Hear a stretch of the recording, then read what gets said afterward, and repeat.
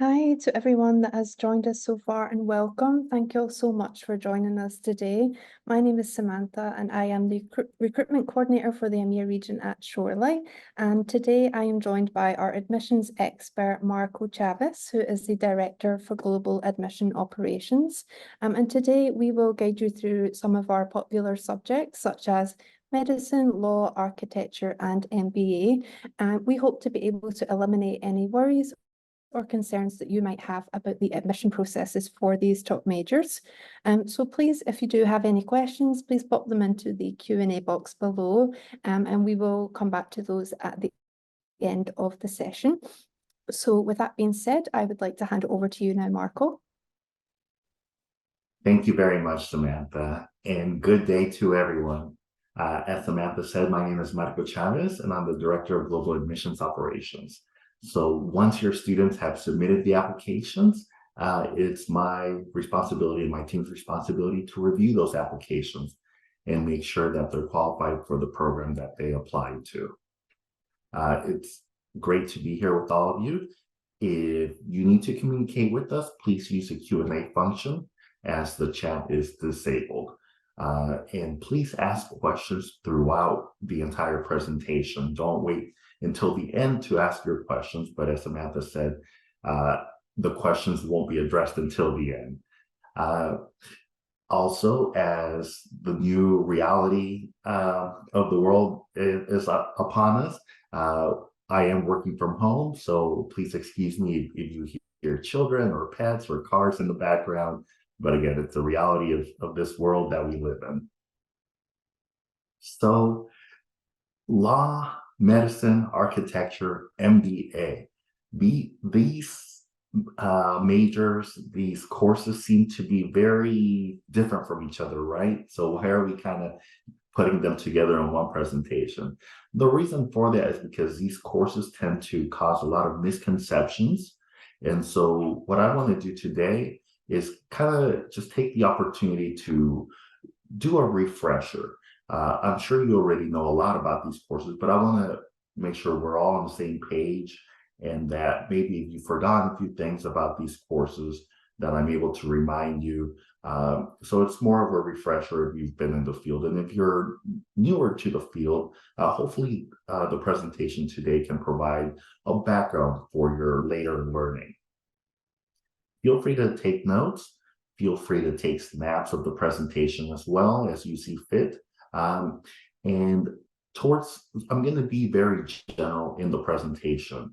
So I'm going to talk in generality about these programs, but towards the end of the presentation, I will be more specific in talking about one of our partners' architecture programs. And then we're going to have an opportunity to hear from a couple of students as well who recorded a video for you.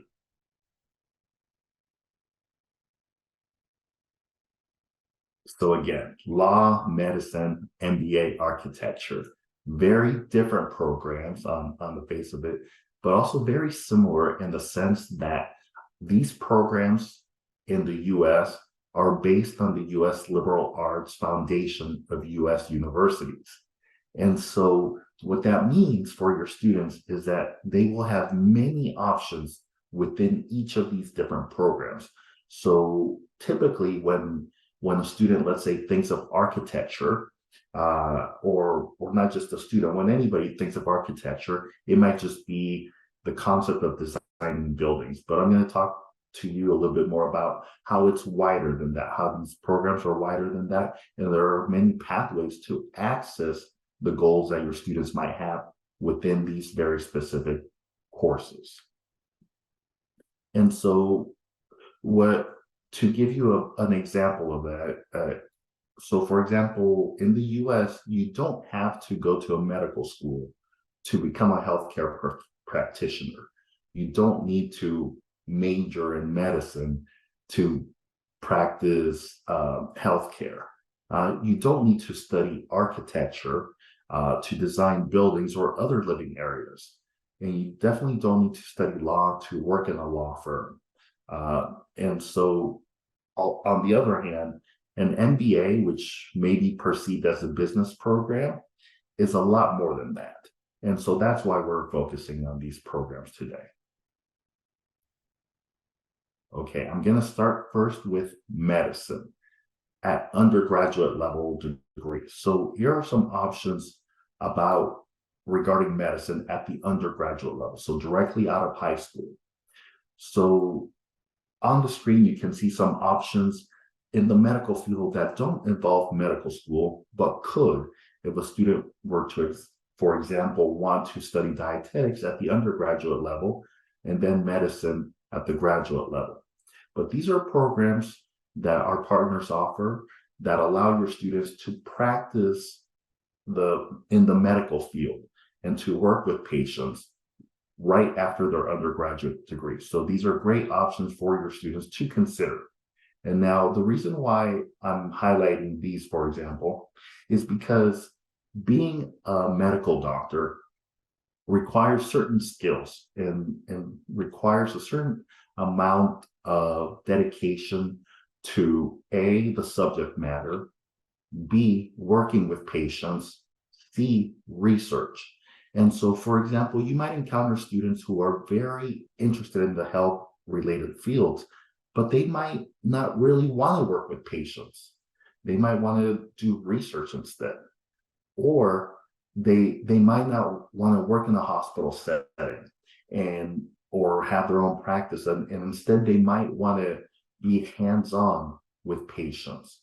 And so these majors that you see on here, these are great opportunities for your students to explore their other talents besides just wanting to be a doctor and practice medicine in that regards. So you would want to ask your students, do you want to help rehabilitate patients? Do you want to help them with their healing process and everyday tasks? And so that will guide you in guiding them to maybe look at pre-professional programs or exercise science or health and wellness. There are a couple of majors that I highlighted on here to exemplify how medicine is more than just what's offered through the School of Medicine on a campus. And I think these are very neat majors. So one of them is nutrition and also dietetics. So we as a world population have realized that a lot of the diseases that occur in our bodies nowadays are because of the foods that we take in, of the nourishment or lack of that we have. And so nutrition dietetics is a great program for your students if they want to help their patients eat better and use food and nutrition to help their bodies heal. Great programs that we offer on our campuses. Another great program that I just love is music therapy. So using music within and as part of therapy to help patients heal, whether from a physical or emotional, mental illness or symptom that they're having. And so this is a great program for students who may not have as much inclination into the physical sciences, but they still want to help patients. And maybe they have a great interest in the music field. And so music therapy is a great program. Neuroscience, also a health-related field where students can begin helping patients right away after they graduate with their bachelor's degree. And so this is the study of how our nervous system develops and interacts with other systems in our body. So these are some great options at the undergraduate level. And now talking about the graduate level. So you have students who have already completed an undergraduate degree. And they want to continue in the field of medicine or with helping patients. These are some other great options that our partners offer. So they could always get a master's in nursing, speech language pathology. So for example, my oldest daughter has had a speech impediment. And so she's been going to a speech pathologist to help her with her pronunciation and learning how to correctly communicate using vocal sounds, using words. And so if that's an interest of your students, this would be a great graduate program for them as well. And professional programs, the second category that I have highlighted on there, are other fields that here in the US that students can go into that are health related, but not necessarily as part of a medical school. So occupational therapy, pharmacy, optometry, dentistry.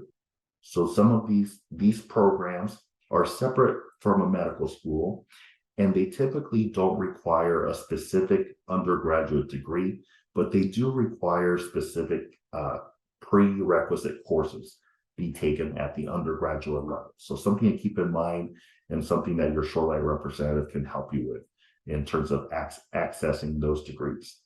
Now, of course, there's a medical school leading to specialty through a residency program such as dermatology, pediatrics, oncology, and such. So, for example, one of our partners, University of Utah, is one of the highest ranked medical schools in the US. So, great program there. And for the most part, to go to medical school in the US, there are no specific undergraduate degrees that are required. Again, same with professional programs that you see on the screen. So you don't have to major at the undergraduate level in biology. Or if your student is coming over from another country, their undergraduate degree doesn't have to be medicine in order to then study medicine in the US. They just need to make sure that they complete the prerequisites that are required by that university and by that specific department. Okay, I'm going to transition now to the next program, architecture. So architecture, again, we're going to talk about architecture at the University of Illinois, Chicago in just a second, but I want us to take a step back and kind of think about what architecture is. And so architecture is the art and the technique of designing and building structures or other things.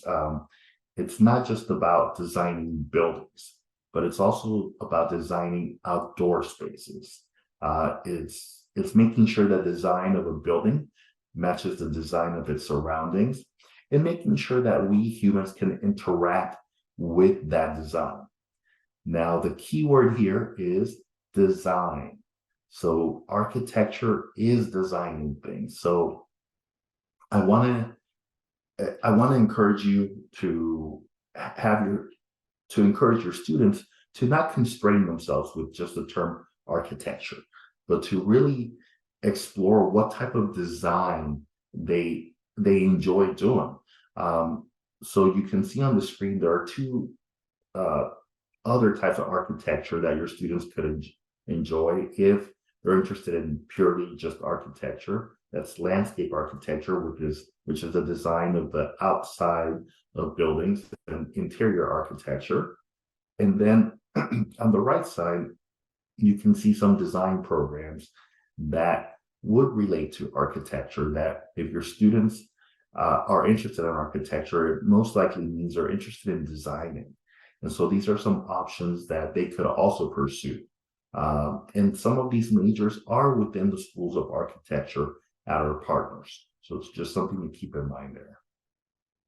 I'm going to be taking a few pauses. I have a sore throat, so I need to take a quick sip of water. Excuse me.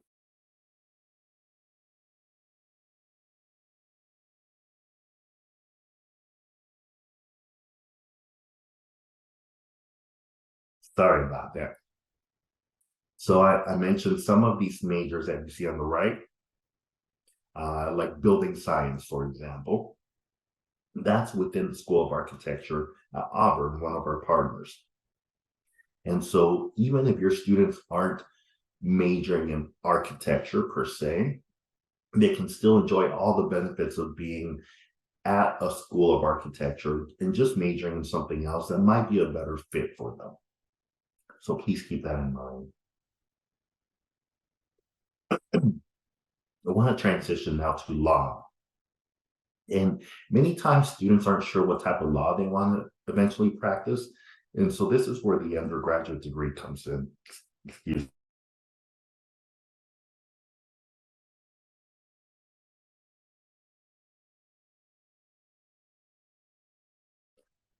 And so law schools in the US recommend that students major in a degree that is related to the type of law that they want to practice. And so, for example, a business degree will help a student with business law, for example. If a student wants to practice family law, they might want to get a degree in human development and family sciences. If they want to practice international law, they might want to take on another language. And I know your students are probably proficient in multiple languages, just to have something else to prepare them for that international law degree. Now, sometimes students say they want to go into law, but they're not really sure what that is. And so the majors that you see on the screen are great opportunities for them to explore other aspects of law or kind of related subjects to law, so political science, international studies. And one of our partners actually does have a BA in law, so a Bachelor of Arts in Law at the undergraduate level. So that's an option too. You might have heard the term pre-law, and pre-law is basically any major that they want to study. So I already mentioned business or human development, family science, or a language. And so that's really what a pre-law is. It's more of a track where the student majors in something that is of interest to them, but then they hope to go on to law school and engage in that law area. But again, if these are other related programs that they could do at the undergraduate level that could prepare them for careers in law firms or in international politics or international relation type of area. Now, at the graduate level, these are some of the majors that our partners offer. So, of course, law, LLM, a master's of law. So the good thing for your students who already have an undergraduate degree is that they can then take a master's in law in the USA. And so, as I mentioned, having a degree that is related to the type of law that they want to explore further will help. But then there are other students who already have a law degree from their current country, and they wish to give it more oomph, so to speak. And so if that's the case, public policy, public affairs, policy analysis are also great opportunities and great options for students to kind of enhance already their knowledge of law and take that a little bit farther so that they can progress in their career. Okay, now I'm going to transition once again to the other major that we're discussing today, and that's MBA. So the MBA is really a program that can be for all types of students and all types of students' backgrounds. So it's not just about business. It's about leadership. It's about teamwork. It's about project management. And and so it's not all MBA programs will require the applicants to already be executives. In fact, most of them don't. And most programs won't require work experience either.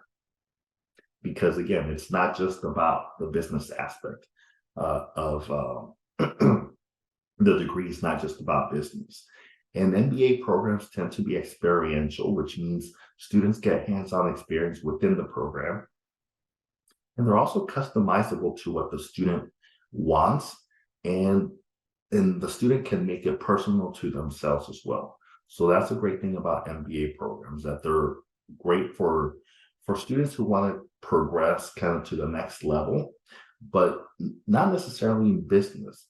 But they hope to learn about leadership and about different aspects that will help them in their career. And again, in a lot of countries, I know in a lot of countries around the world, there's this misconception that the MBA, the Master's of Business Administration, is for executives, is for people who are trying to progress in the corporate world.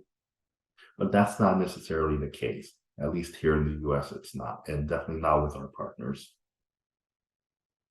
And so, but I know you have students who do want to progress in the business field, and besides an MBA, here are other options that your students could pursue at many of our partners that are within the business field.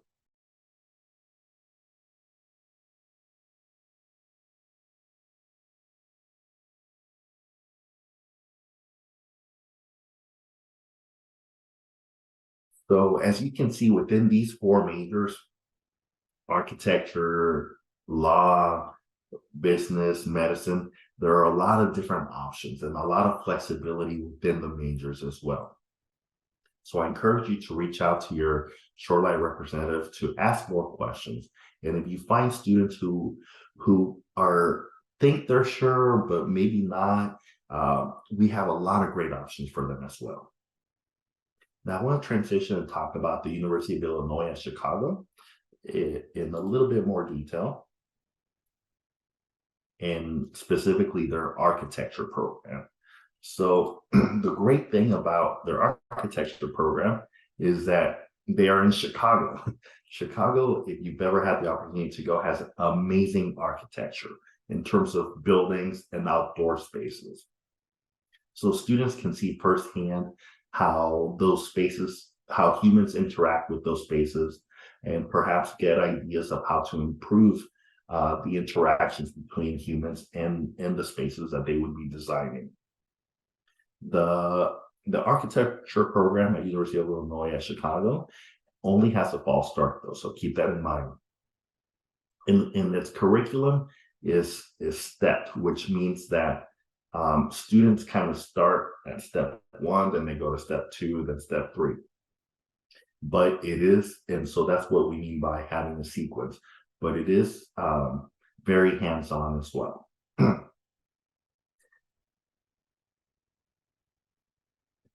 And so we have a note here from their director that something that has historically defined the School of Architecture at UIC is a committed understanding of architecture as a cultural practice. That implies that architecture is not only a defined field with intrinsic rules and specificities, but also one immersed in a network of manifestations, actions, philosophies, and conjectural representations of who and how we are in the world today. So again, architecture is not just buildings and let's get something out there where people can live or where people can work at, but it's a cultural practice. And so that's something that you would learn in our programs, or your students would learn in our programs, about how to take advantage of their resources and the spaces that they have to explore culture and that relationship between humans and the space that they're designing.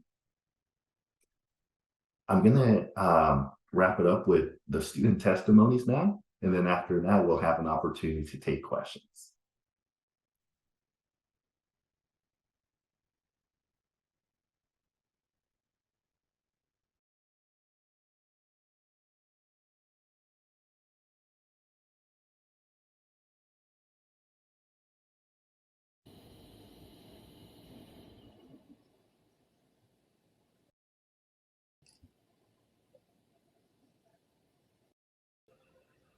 I would say definitely make friends because it's the best place to meet probably lifelong friends or just some good people because it's not a competition. It's just a fun activity. And another one is get into a habit of reading because there's going to be a lot of reading and it's good to read. And like once you get into it, it's very, very interesting. And like I feel like you get fascinated by it and you get to learn more. It's like just comparing the people who do read versus who don't. You get like to have more interesting conversations and you get to have more interesting developed projects. And yeah, just reading is so amazing. I love reading right now. Thank you to UIC School of Architecture for making me read. I really appreciate it.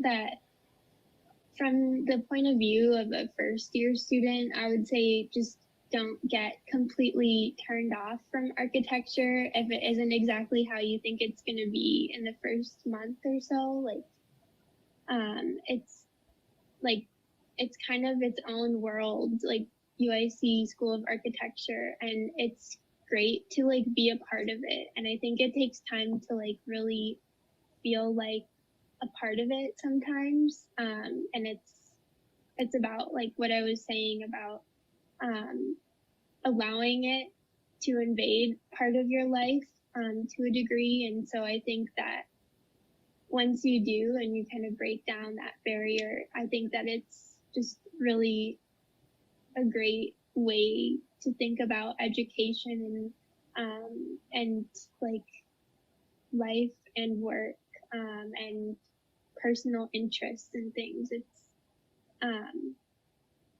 And so I think that being willing to participate and be involved is going to open up a lot of doors and give the work that you do more meaning. And everyone arrives here with different levels of experience or initial mindsets, but being present and up for the learning experiences in any form is going to kind of put your best foot forward, and it's going to help you raise your own standard, even if like the rest of the pack isn't willing to. I think that having like the personal standard for yourself to seek new ideas and skills and to kind of stick with things, even if they take a different turn than you thought they would, is so important.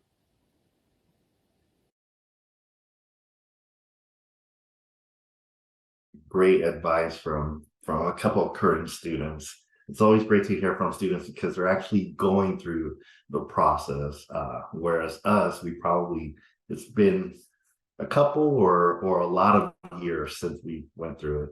Thank you all so much for your time. I'm going to turn it over to Samantha now to see if there are any questions. Thank you so much, Marco. That was really informative presentation. And like you said, it's always great to hear from the students themselves. So yeah, I really hope you all learned something valuable from this session. And we'd like to dedicate the next few minutes to any questions that you might have. So please feel free to pop these in the Q&A box now. I don't see any at the moment, so we will leave it a few minutes just to allow you some time to get those questions in there. And we will hopefully answer them for you guys.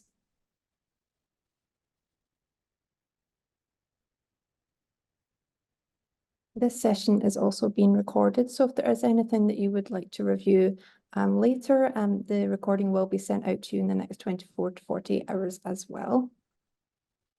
Okay, I see some question coming in now. So the first question is, can international students get an architecture license after they graduate? That is a great question. So the licensing standards are regional or by state. And so every state will have different regulations on what a student needs to do in order to get licensed to practice in that state. For the most part, and keep in mind I'm talking generalities here, students can practice architecture in the state where they earn their degree, but then you run into other issues of visa and being eligible to work, and so it's kind of a complicated scenario that you have there. But the general answer is yes, they can. Great, thank you, Marco, and thank you for the question.